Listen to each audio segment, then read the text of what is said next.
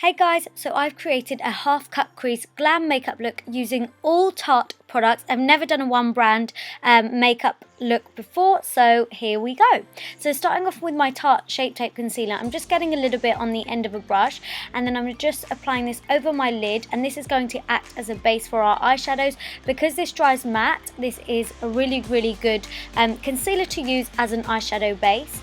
Then I'm taking this Tartelette in the Bloom palette, which is beautiful, and I'm taking the shade Smarty Pants as our transitional blending shade, and this is going just through the crease and a bit above it, and you just want to keep buffing and blending this up and also building it up until we're happy with it. I'm then taking this burgundy tone shade from the palette, which is called Rebel, and this is just going on the outer corner. As you can see, I'm starting on the outer corner first, and then I'm just building this up through the crease. We're getting a little bit more like defining the crease, and as you can see, I just keep building it up and blending it out. This isn't going too high up whatsoever. This shade is going to be like our base for our cut crease. And then we're going slightly deeper and darker, and I'm taking the shade Leader from the same palette, and again just focusing this one more on the outer corner now, and then really going deep into the crease. This isn't going any higher than the crease, and the best way to do this is to kind of like tilt your head back and look down into a mirror, and that way you'll be able to get right in there. And you can see I've just built this up until it's really nice and dark.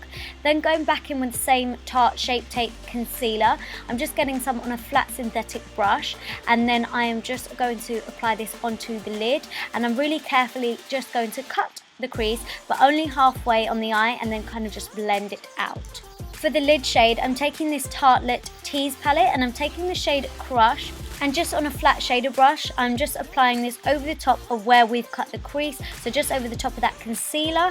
And this is such a beautiful shimmery shade, very glam, and I'm just packing on more until it's really visible.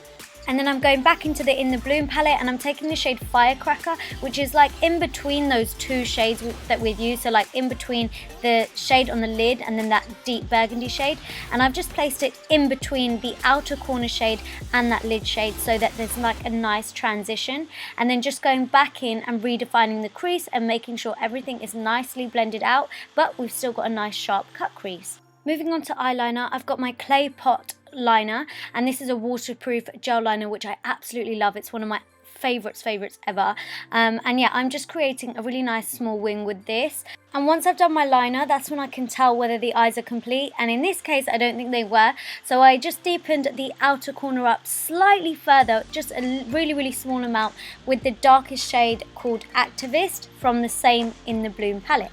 Moving on to foundation, I've got my Rainforest in the Sea foundation in the shade Tan Sand, and I'm just applying this with a damp beauty blender sponge, and I really like this, not only because of the shade, but generally I just like the finish of this foundation too. It's a nice medium to full coverage, very buildable foundation.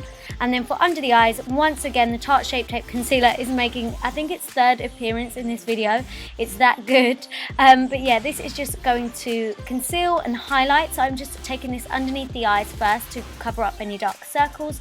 Then I'm just taking this down the bridge of my nose, also on the top of my forehead, wait for it, Cupid's bow, and chin as well. Sorry, I was just trying to time it right. And of course you just want to blend that all out, and then again I'm just using my same damp beauty blender sponge. Then just to set that all in place, I'm using my Smooth Operator powder, and this is so light and finely milled, and it is really translucent also, so it works with all skin tones. It's fantastic. So I'm just taking this over the top of all of those highlighted areas, and then I'm just going back onto the eyes to complete them. So I'm just taking that same Rebel shade that we used earlier through the crease, and this is just going along the lash line, and I'm just smoking this out. And then I'm taking the darker shade that we took through the crease called Leader, and this is just going along my lower lash line, but not all the way along to my inner tear duct, so I kind of took it halfway, and as you can see I've kind of joined it up to that wing also. And then I'm just keep blending and buffing this out because I really like a blown out lower lash line. Then for mascara, I've got my Tarteist Lash Paint, and this is beautiful for giving you full and long lashes. So I just applied a few coats of this onto my top and bottom lashes. I did apply some falsies off camera, of course they aren't Tarte, so I will leave the name of them down below for you.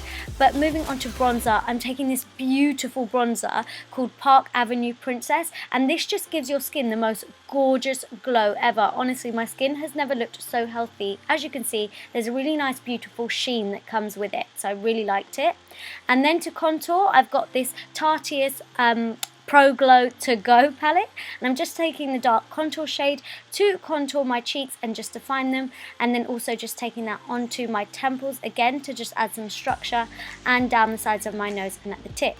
And then going back into the same palette, I'm taking the highlight shade from it, or one of the highlight shades, and this is just gorgeous to die for. Oh my god, so I absolutely love this, and I just built this up until I was happy with it, taking it on all of the high points of my face.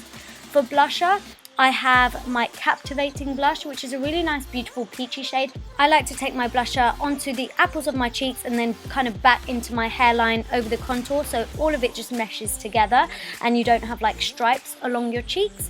And then for lips, I'm taking this lip paint in the shade Wannabe, and it's such a beautiful like dark chocolate burgundy brown shade. These lip paints also set matte but aren't drying at all. But guys, this is the finished look. I hope you have enjoyed it. Make sure you give this video a big thumbs up if you did like it. Comment down below, subscribe for 3 videos a week, and I'll see you all in my next one. Thank you for watching. Mwah. Bye.